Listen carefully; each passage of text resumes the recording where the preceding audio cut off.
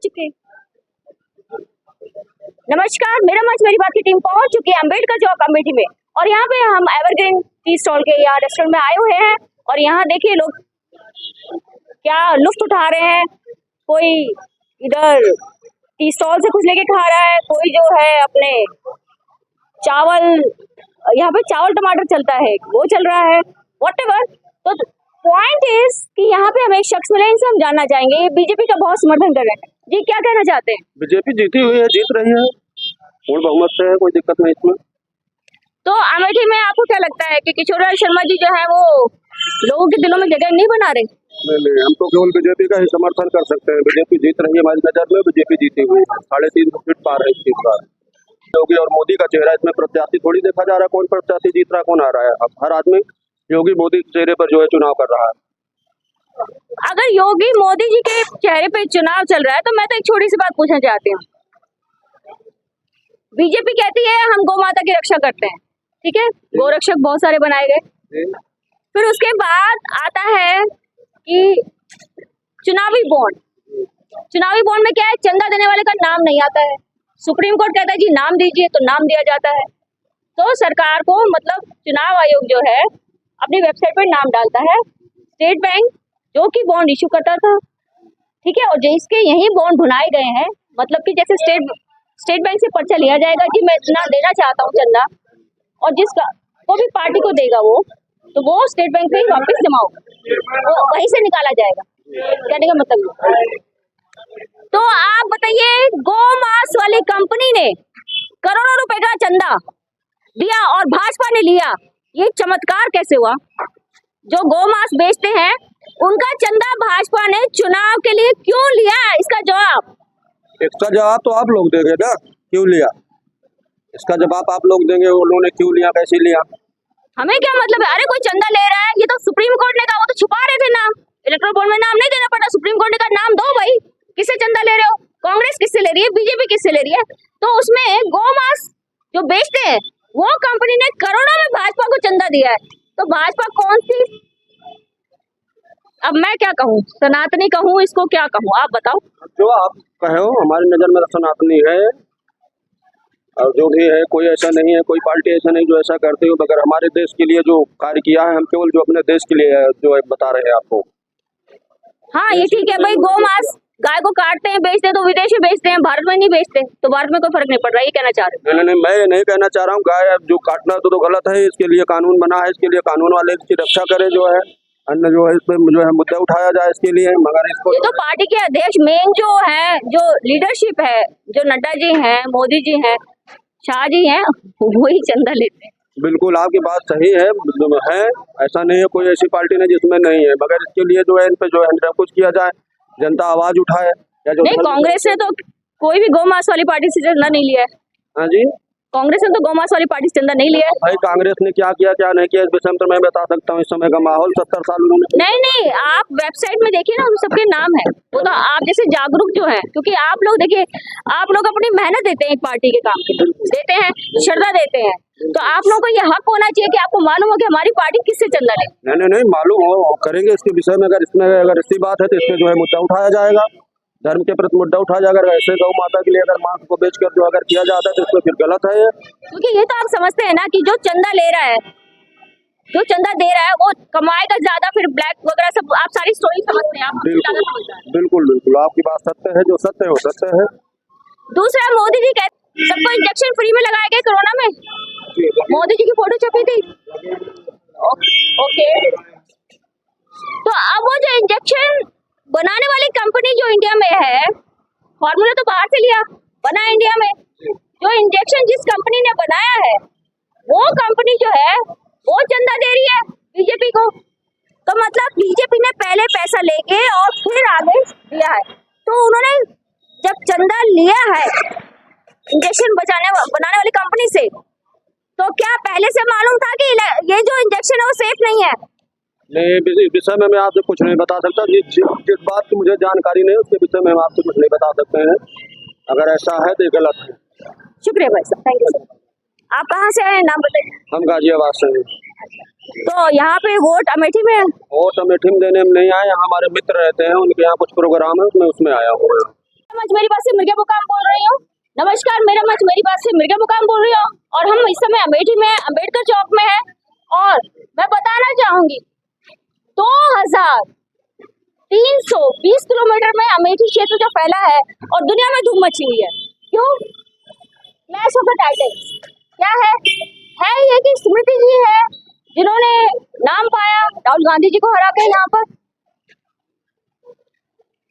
है ये कि स्मृति ईरानी जी है जिन्होंने नाम कमाया राहुल गांधी जी को यहाँ पे हराकर।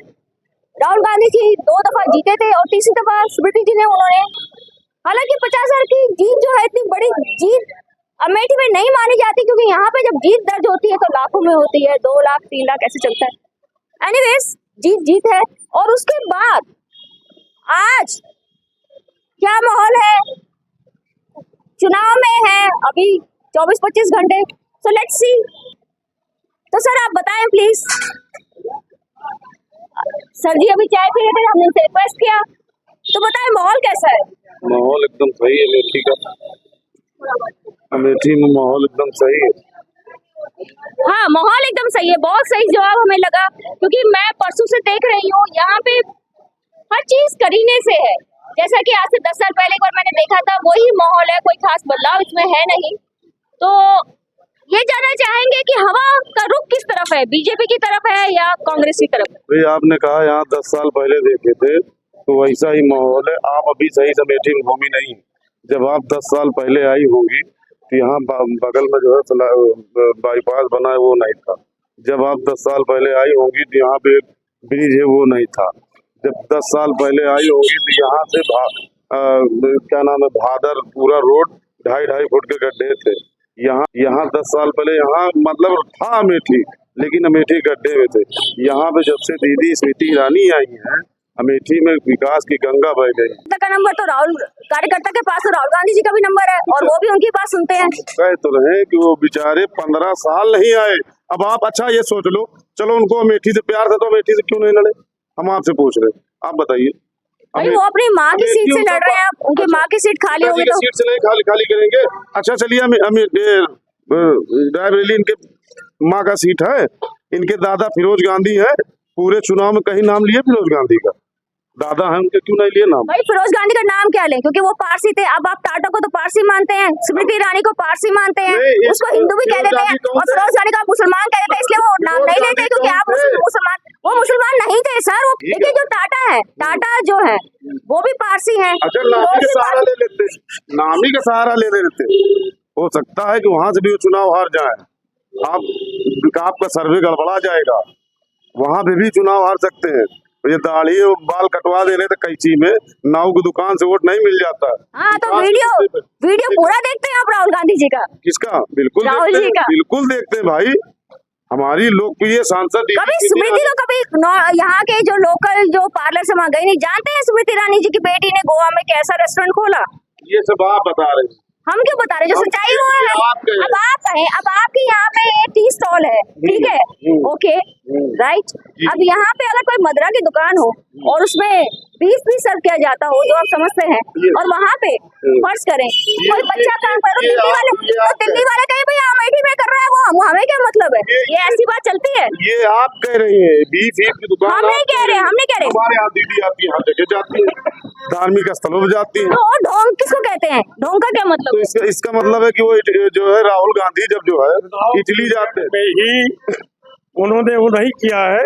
पिछले बार भी नवरात्र में आई थी, हर मंदिरों पे गई थी, उन्होंने दर्शन किया, जो चढ़ावा होता है माँ का चुनरी। तो क्यों किया? गलत क्या? मैं तो एक बात कहती हूँ, फर्ज करें भगवान के लिए। अब देखें मेरी शादी, मैं एक हिंदू ब्राह्मण हूँ, मेरी शादी हिंदू ब्राह्मण से हो गई, ठीक है।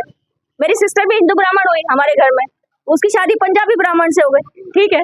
फर्ज करें अगर मेरी सिस्टर की शादी किसी पारसी से होती तो धर्म क्या कहता है? हिंदू धर्म क्या कहता है? वो ये कहता है कि वो पारसी धर्म निभाए।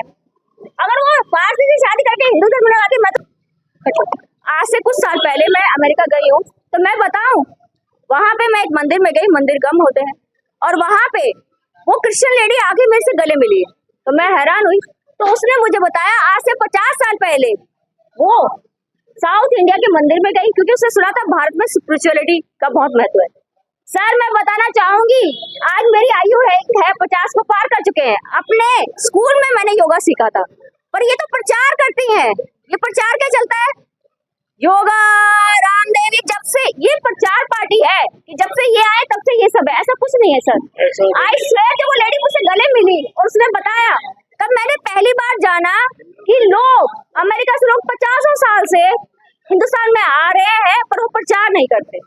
आज क्योंकि जो धर्म का जो रिश्ता है, मेरे ख्याल से धर्म के रिश्ते का प्रचार नहीं होना चाहिए। ये सुनो, धर्म बड़ा, या तो धर्म बहुत ज्यादा समूह के साथ किया जाता है या अकेले। आपने धर्म के लिए पूछा है, मैं तो विकास की बात कर रहा था। जितना मोदी जी के रिजीम में विकास हुआ है, 55,000 किलोमीटर राष्ट्रीय राजमार्ग बने हैं। प्रभु, ये सड़कों राजमार्ग को छोड़ के किसी और बात को बताएं। भाई हम किसको और बताएं, हम अपने और कुछ किया ही नहीं, रोजगारी का बताएं। आज हमारे देश की सीमाएं सुरक्षित है चारों तरफ से। आज तो पहले कौन सी सुरक्षित थी? पहले कौन हमला कर रहा था? आज चाइना की सीमा तक हम सड़क बना चुके हैं। hold on। एक बहुत बड़े भारतीय वैज्ञानिक है, सियोंग नाम है उनका, और आपने ऐसे कोई 3 इडियट अगर पिक्चर देखे हो, कोई 3 इडियट पिक्चर देखे हो, अरे वो 21 दिन से भूखे रहे, फिर भारत में वैज्ञानिकों की कमी नहीं थी। नहीं, वो कहते हैं वैज्ञानिकों की कमी नहीं थी। अगर हम, अरे बाबा, हमारी सरकार की नीतियां अगर अच्छी होती तो हमारे वैज्ञानिक अपने आप। प्रभु प्रभु प्रभु प्रभु, आज से 50 साल पहले तक बेहतरीन जानकारी के लिए 2 साल में जितने अरबपति और करोड़पति हिंदुस्तान छोड़ के गए हैं, पिछले 30 साल में छोड़ के नहीं गए। हम बता रहे आज देश की, मैं आर्थिक मुद्दे में भी बात कर रहा हूँ। 2014 में 85,000 रुपए प्रति व्यक्ति आए थी, आज 1,72,000 रुपए प्रति व्यक्ति आया है। आप लाओ तो देख लीजिए। हाँ, और वो आए डिवाइड कैसे हुई है? 20 लोगों को इतना पैसा दे दिया और बाकी सब नीचे। आपको पता है ये सच्चाई है? बेरोजगारी की बात आप लोग करते हैं, बेरोजगारी के लिए मैं बता रहा हूँ। माननीय मनमोहन सिंह जी जब प्रधानमंत्री थे, 2014 में 8% बेरोजगारी दर थी, आज 3.1 बेरोजगारी दर है। बेरोजगारी की जगह सबसे ज्यादा है। 1,60,000 करोड़ रुपए जीएसटी आ रही है प्रति महीने। बगैर जो है इनकम के जीएसटी नहीं हो सकती। जो है इनकम सारा कुछ 22 लोगों के पास है, सारा पैसा, सारी कंपनियां जो लोगों की थी, लोग खरीदेंगे तो मार्केट में बिक्री कैसे होगी? वही तो चल रहा है, वही तो बात है कि वही तो राहुल गांधी जी कह रहे हैं कि 20-22 के पास नहीं चाहिए मुझे, ऐसी तरक्की नहीं चाहिए मुझे, पूरी पब्लिक की तरक्की चाहिए। राहुल जी गलत बोलते हैं। देखिए, कभी कभी ये लोग फर्जी किसान आंदोलन भड़का के, आज देखिए गेहूं का रेट जो है 2275 रुपए सरकारी है, 2275 रुपए सरकारी है। आज मार्केट में 2350 रुपए से ऊपर बिक रहा है।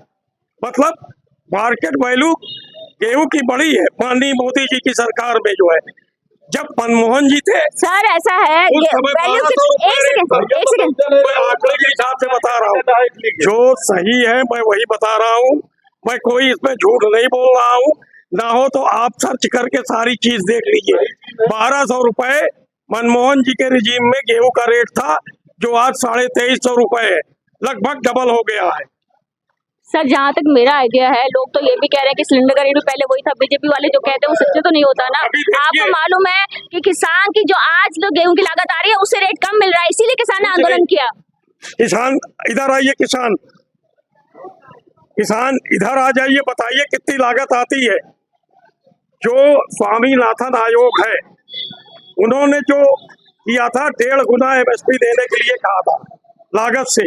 उनकी बेटी कह रही है कि स्वामीनाथन आयोग की जो नीतियां हैं उनको इम्प्लीमेंट कर दीजिए। उनकी बेटी ने खुद कहा है कि उनकी नीतियों पे अमल नहीं हो रहा। स्वामीनाथन आयोग का ही जिक्र कर रहा हूँ। आज उनकी बेटी ने कहा है कि उनकी नीतियों पे अमल नहीं हो रहा। उनकी बेटी ने कहा है अमल हो रहा है। नहीं, उनकी बेटी ने कहा अमल नहीं हो रहा। अमल हो रहा है। मैं सर, उनकी बेटी इतनी पढ़ी लिखी है, रिसर्च कर रही है। एक किसान से यहाँ के पूछा कि भैया गेहूं के ऊपर क्या लागत है, तुम अपनी मजदूरी भी जोड़ लो। Okay, thank you.